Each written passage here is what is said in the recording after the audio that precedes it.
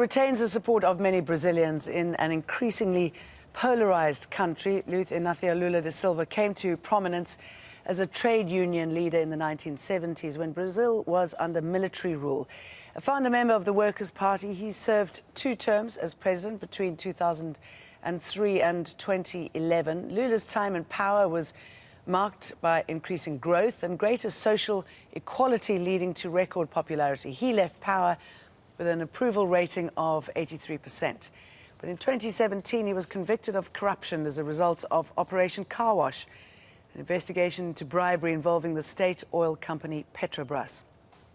Lula wants to run for president again in October and is ahead in the polls, but if his sentence is upheld on appeal, he'll be barred from standing. So this time next year, he could be in the presidential palace or in prison. Hector Perla is a Latin American political analyst. He joins us from Skype from San Francisco in California. Good to see you. It's going to be pretty hard to reach the presidential palace from behind bars, surely. Yeah, it's an uphill battle for Lula and the Workers' Party, but this is part of an ongoing struggle that they've been since the ouster of President Rousseff. This is a continuation of that struggle. What do you think is going to happen now that he's handed himself over? And talk us through the sort of impact it's likely to have on his party. Well, I think that what we're seeing is he's become a symbol, a rallying cry around which people are rallying. And you're getting, I see that 2 things. One, the elections in Brazil, him being the front runner, and all of a sudden he's not able to participate. That really undermines the legitimacy of these elections. Second of all, he has the potential of becoming a Nelson Mandela-like figure around which his party and all Brazilians can rally around, and international forces can rally around, and eventually become a symbolic and gain a symbolic victory, if not an outright electoral victory in these elections coming up. Why do you think the corruption allegations have had such little impact on his supporters then?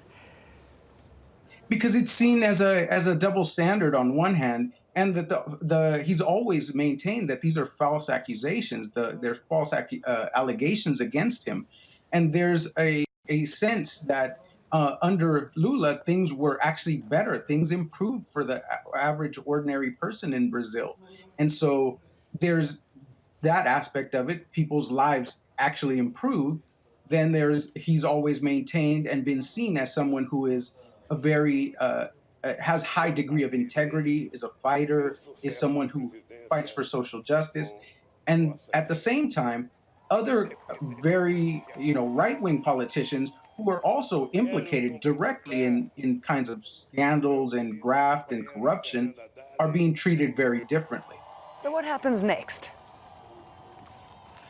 That's what we'll have to see. I mean, what I expect to see is a continuation of this kind of politics by the right, where they can't win in outright elections, right? They can't win the presidency if Lula is allowed to participate democratically. The right doesn't have the capacity to win. So they're using these kinds of judicial or institutional mechanisms to procedurally win or eliminate their adversaries.